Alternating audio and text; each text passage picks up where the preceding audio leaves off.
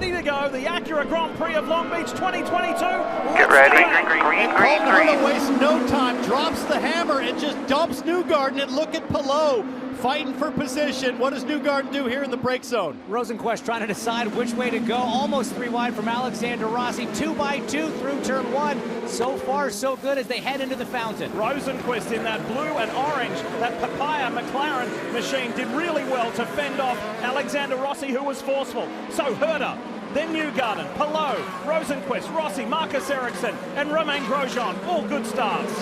And Joseph Newgarden in that white and black Hitachi car must be thinking, oh no, Colton Herta already getting away. Further back, Newgarden's teammates with McLaughlin and Will Power, black and red team Penske cars, but Palou on the back of Newgarden. But that gap, James, already opening up. I mean, Herta unstoppable at Long Beach this weekend. Just an incredible first lap pace from Colton Herta. I was talking to some of these drivers as we see some action down into turn 9. Scott Dixon looking at Rinus VeeKay. Some of the drivers saying this new sealant a little trickier when the tires are cold, but once it's up to speed, we've got that grip. But so far, so good on this first lap. Everyone's playing nice. Though statistically speaking, 7 out of the last 9 races have had a yellow in the first 10 laps. So hang on.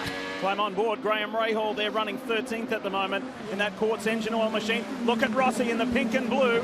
The Auto Nation Napa Auto Parts Honda for Andretti Autosport. As Townsend said in the pre-race show, desperate for a good result. The 2-time Long Beach winner, today has to be that day. And he won't like seeing his teammate Colton Herta pull away, because it'll make Rossi feel like, I need to get going. I need to pass some cars, because our cars, the Andretti cars, are fast. I just need clean air. So there's urgency right now, I think, for Rossi to try to make something happen. You know, he was on a very quick lap in qualifying when that red flag came out for Romain Grosjean in turn 5. He thinks he could have been up on the front row alongside Colton Herta to make that more of a fair fight. But I can see already, I think he's playing the long game. He's taking care of his tires a little bit. He doesn't want to carry too much speed, go too close to Felix Rosenquist and get in that dirty air. Dalton Kellett slammed into the tire barriers. Hinch, he is out of this race. Almost by the time he came into the camera view, he already had that inside front locked up, Joe. Just a little bit too much speed in, a little bit too hard on the brake pedal there, and yeah, an unfortunate end of the day for the number 4 car. That's a good lick. That's a pretty quick corner, Townsend. So tricky in turn 1. When you know you're over the limit, it's way too late. There's just nothing that you can do to recover at that point. The decision to take the runoff straight ahead comes so early in that corner. And of course, you're coming from top speed off shoreline, 175, 180 miles an hour, down to about 55 at the apex. So just got it wrong there.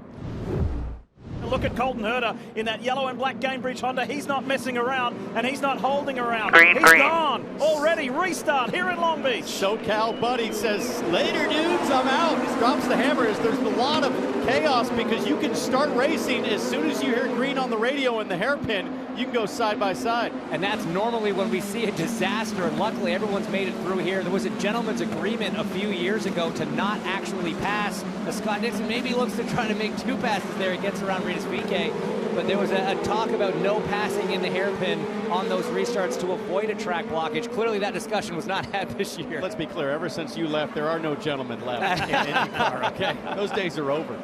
I think there was some frustration seeping and creeping into Scott Dixon's world with Rinus VeeKay. He's able to get around the young Dutch driver and jump up ahead and move on, but it's unfamiliar territory for Dixon in 15th place. Grosjean's looking hungry back there in that yellow and red DHL car. Marty, what do you know about Scott Dixon? Well, Lee is right that Dixon was not happy with VeeKay on that first run. A couple of times kind of blocked him, got in his way, but Dixon hungry to get through the field. And, you know, Townsend, I'm sure you've had this before, kind of car off all weekend, not quite what you wanted or not what you expected in qualifying. And then in warm-up, you change everything and it comes to life. So Dixon feels like he can finish top 5 today, but it's frustrating coming up through the field when you're starting 16. Well, the way Dixon just carved through that hairpin, you can tell the front end on that PNC car is working really well. Tremendous front grip from the hands of Dixon. There's Connor Daly looking to make a move on his teammate VeeKay in that purple and blue car.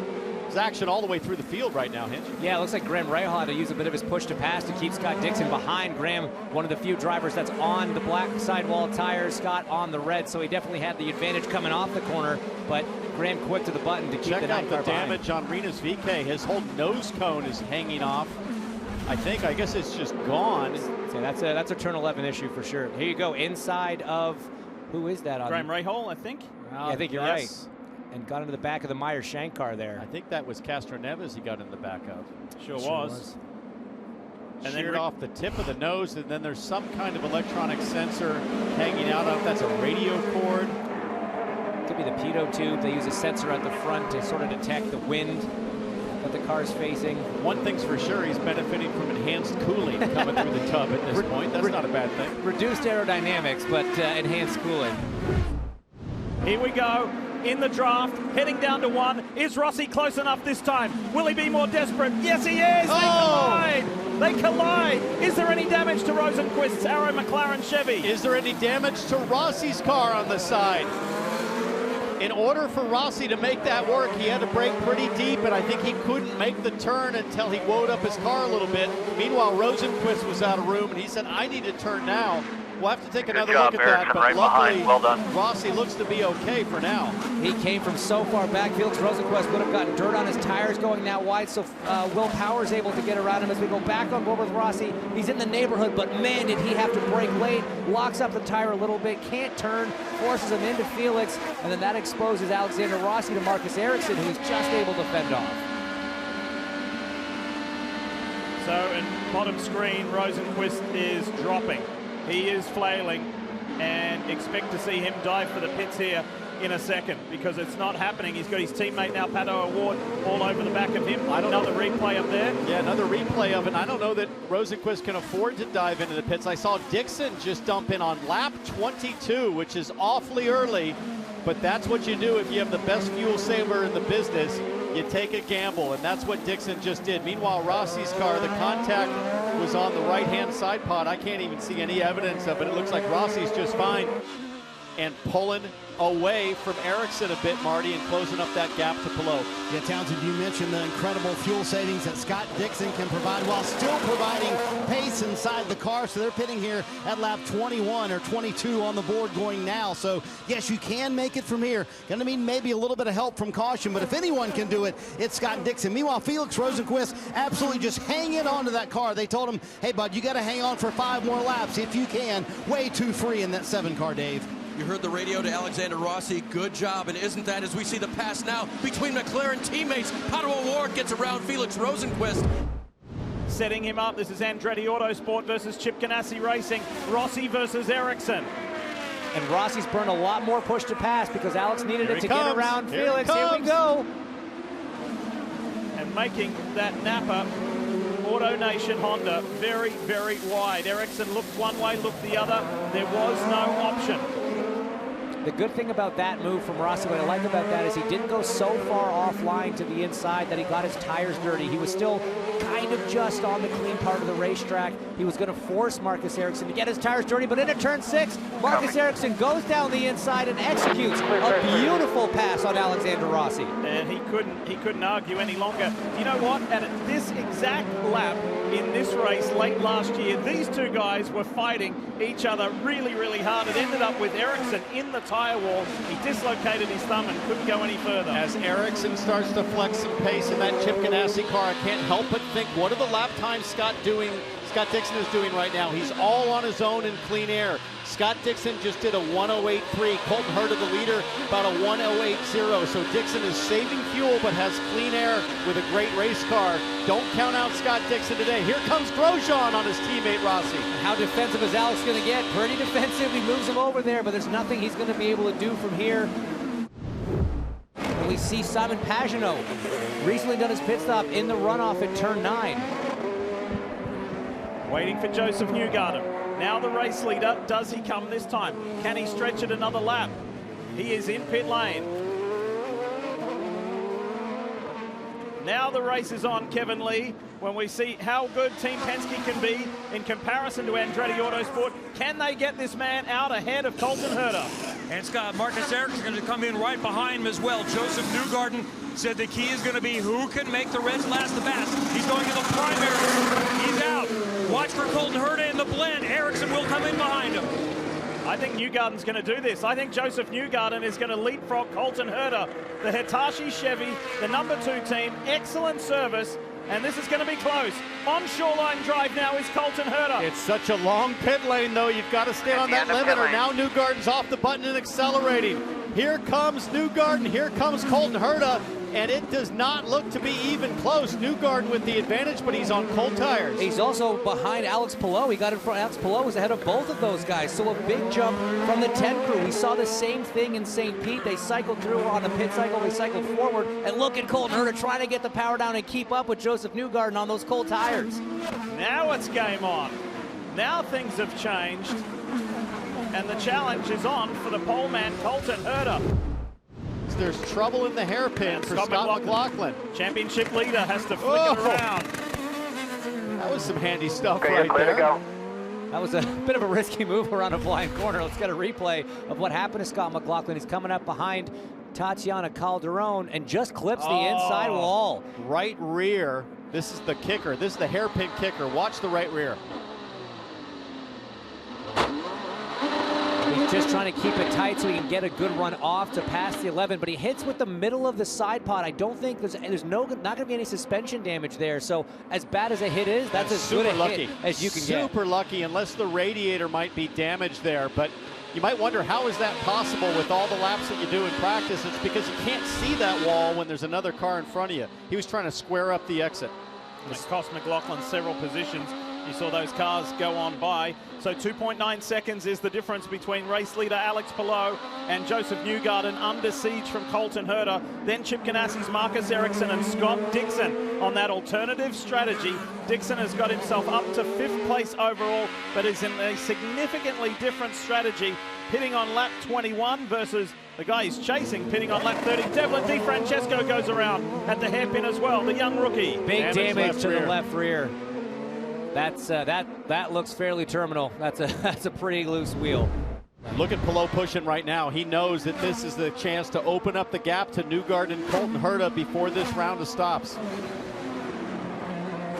That's right, Townsend. First they told him just blip the overtake a little bit. They told him last lap, okay, plenty of overtake now. He's got the fuel he needs to try to extend this gap. It's gone from 2.6 to almost 2.9 seconds over Newgarden. You get 200 seconds of push to pass. You can disperse that in 20-second, up to 20-second bursts. Alex Palou has 74 seconds of that 200 seconds of push to pass left. It gives you about a 50 horsepower advantage when it's engaged. There we see him come to pit lane here. This will be key. Man, Scott Dixon made his teammate blink. I mean, this is an inter-team rivalry. You can for see sure. a lot of the other teams set up now. So Palou had a really good in-lap, Dave. See how they do on pit lane, the 10 crew. He goes cleanly around Alexander Rossi's crew, also laid out on pit road. He'll get the used primaries on the 10 car, and he's gone. No issues there. No used red tires there either. These drivers are committing to the harder compound tire to try to make this last in, which is going to be a long one. You know, Palou, he was 3 laps sooner than Joseph Newgarden, 2 laps sooner than Colton Herta on the last pit sequence. So now this is the race between these two cars on track and Palou getting up to speed.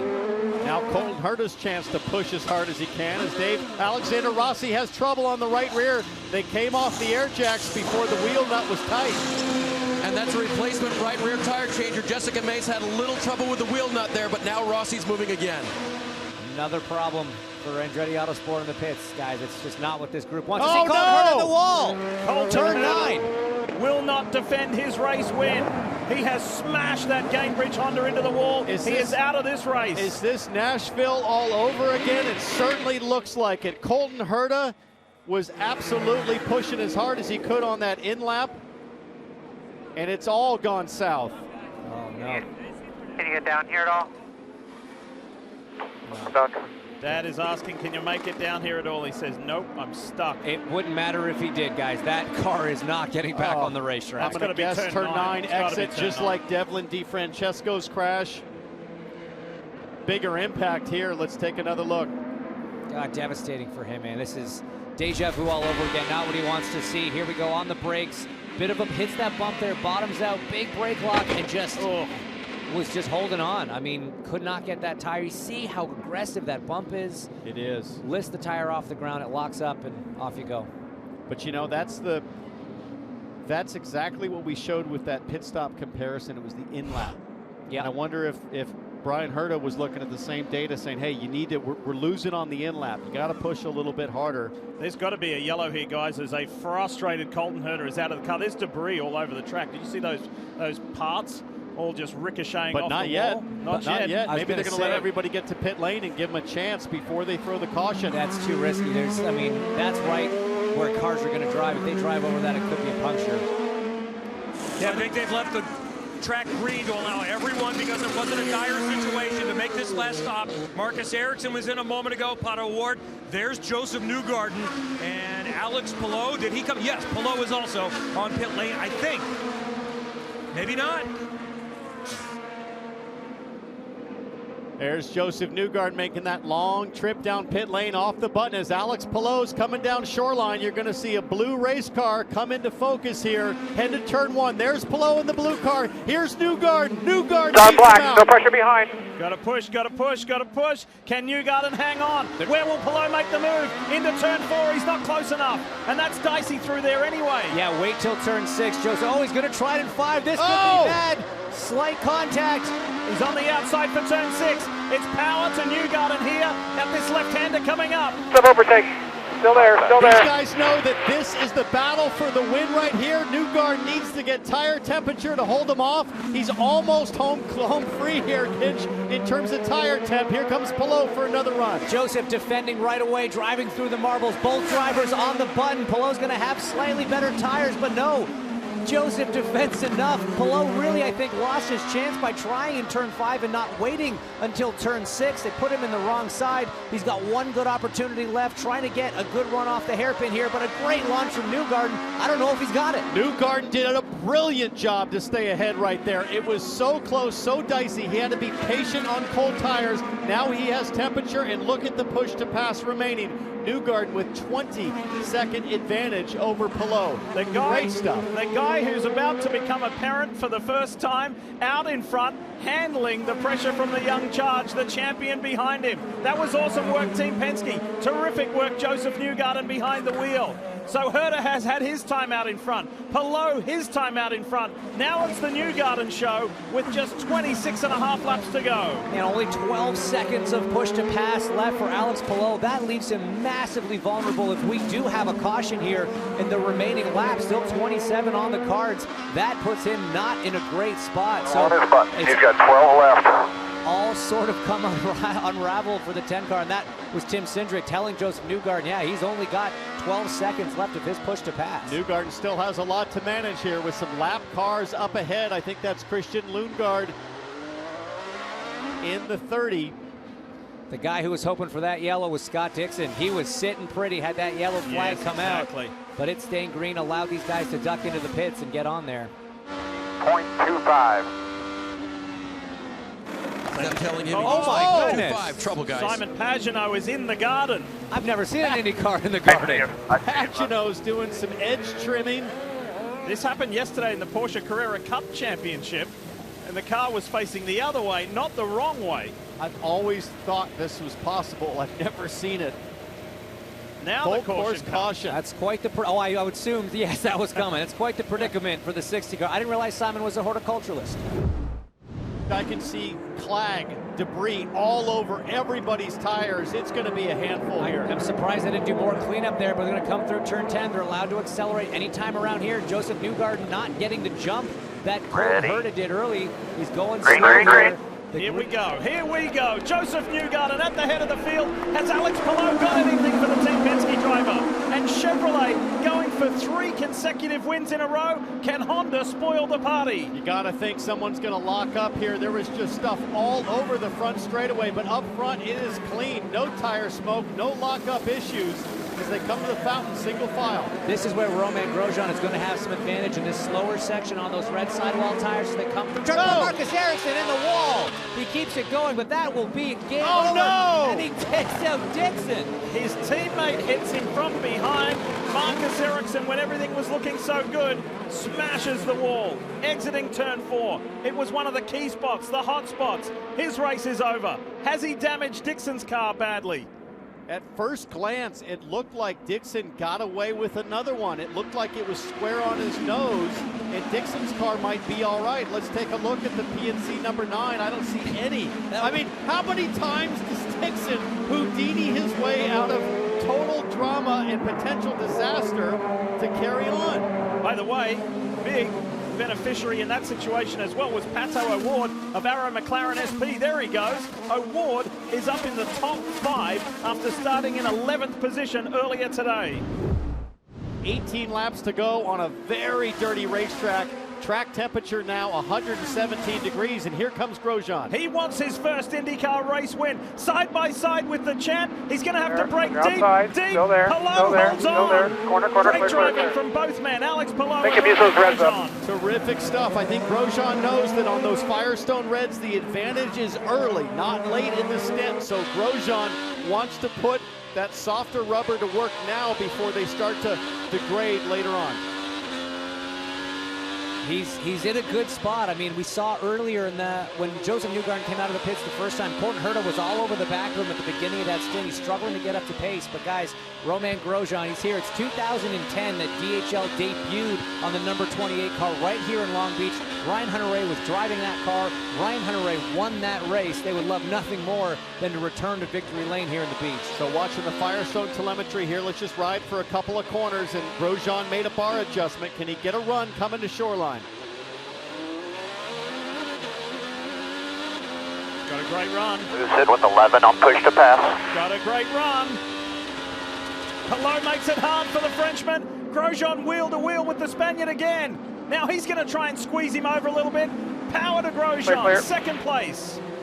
Brilliant stuff from Romain Grosjean. Had a little fade in the brake zone to put Alex Palou on the dirtier part of the racetrack and take away any chance Palou would have to answer and respond with a late brake move. Now Grosjean had to burn a lot of push to pass to get that done. He's down to 19 seconds. Joseph Newgarden He's has struggling. 21. He is definitely struggling. Newgarden is hanging on to the back of that Hitachi Chevy right now.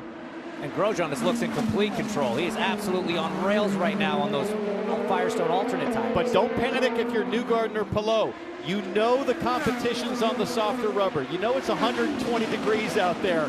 It might be good now, but it might not be good later. Be patient. You just have to hang on to it maybe for a few more laps before that advantage on the red tires goes away. But man, I don't know if there's a few laps left in it before Grosjean makes this thing final. He was all over the back of the Hitachi Chevy through turn 11, just like he was with Alex Palou. Not quite as close though.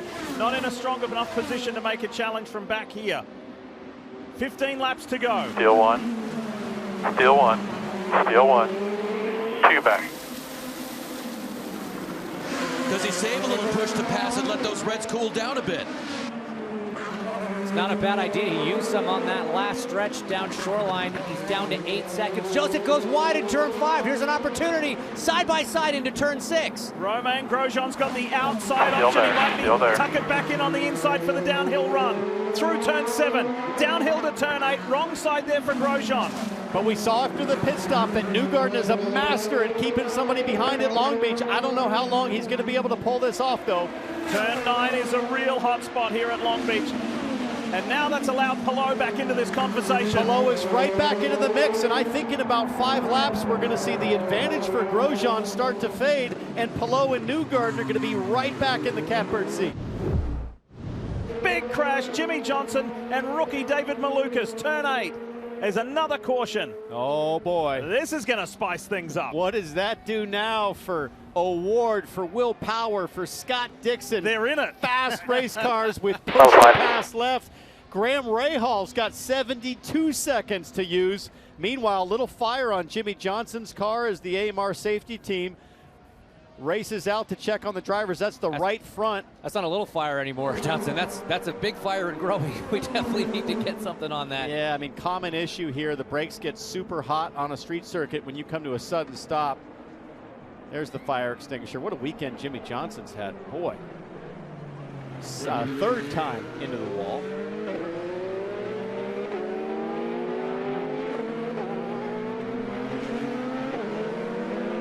Yeah, I mean, this is definitely fortuitous for someone like Graham Rahal because he's on reds with 72 seconds of push to pass to spare. It is definitely a predicament for Romain Grosjean, who's out of push to pass. 72 push to pass.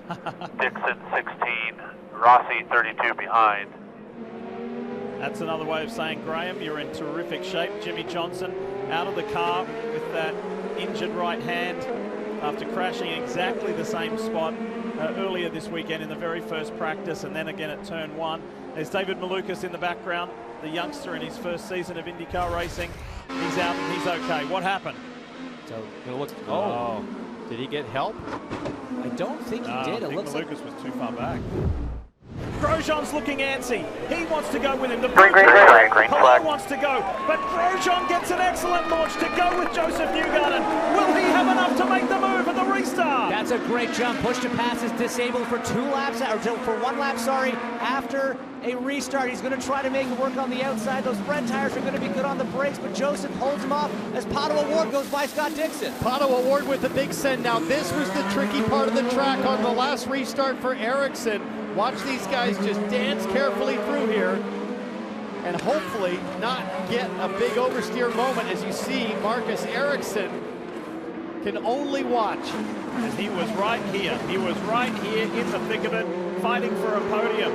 Pato O'Ward's in good shape. He's got plenty of push to pass left as he forms and stages an attack on Will Power. There is Power in the bright red car. Dixon is up next. Then Graham Rahal, who has a ton of push to pass left. Can he do anything about Dixon? How about Pato O'Ward, that orange and black car all over the back of Will Power. Pato charging on that opening lap. He closes even more on Will Power.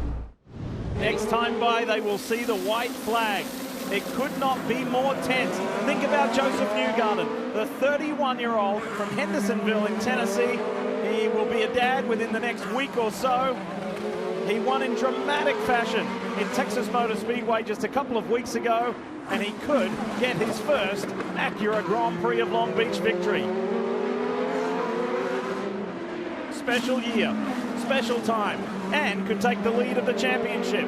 It's all happening right now for Joseph Newgarden.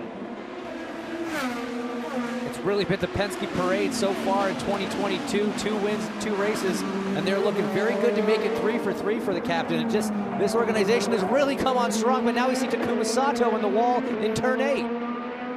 Oh no, with 2 laps to go, are we going to finish this thing under caution? We see it. Wonder if he can get that fired, if it's still going, if he can engage reverse. We don't know for Taku. White flag is out. Nobody close enough to make a move except maybe Pato This is the last O'Ward. lap. He had plenty of push to pass. He had double than Will Power just a couple of laps ago. Sato cannot get this thing in reverse. About another 5 seconds diff. They'll have to throw the yellow here. Yep. He's just in too precarious a position to leave it a local caution, I feel. There it is. And that is race over. Joseph Newgarden will have his first Long Beach victory.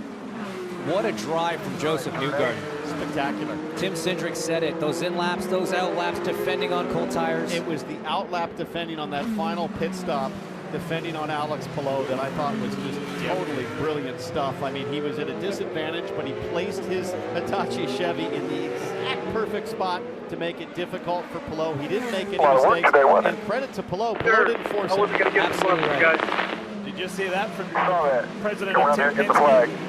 He said to Joseph Newgarden, that was a lot of work today. Yeah, I mean, sometimes, you know, these Penske cars start up front, run away with it, but today, Joseph Newgarden, the 2 team, they really had to earn it. So we don't like to see races finish under yellow, but this one was unavoidable. Joseph Newgarden is a Long Beach Grand Prix winner. Long Beach, guys. Long Beach. It's been a while. Thank you. Even for a 2-time champion, a win at Long Beach is a big deal. This one's a crown jewel, maybe the biggest win of your career, Joseph? It's definitely up there on the list. And this was a fight today. This was not an easy race to win. I don't know if it looks simple from the outside, but I was working my butt off with Grosjean at the end there on the used reds. I was hoping he would fade a little bit towards the end, but just trying to hold him off on the restart was super difficult. The Hitachi car, though, it was on it. You know, we knew coming into the race, we have a good strategy. We make good fuel with Team Chevy. We were going to be all right. And I had everything I needed today with pit stops, as you saw, trying to get around Alex. So proud of Team Penske. I've been trying to win a race here for 11 years, so I'm so happy to finally get it done. But we have a long way to go. Indianapolis is where we need to perform at Team Penske, and we know that, and I want a BorgWarner so bad. So let's see what we do in the month of May. Watch the Honda Indy Grand Prix of Alabama Sunday, May 1st at 12:30 p.m. on NBC.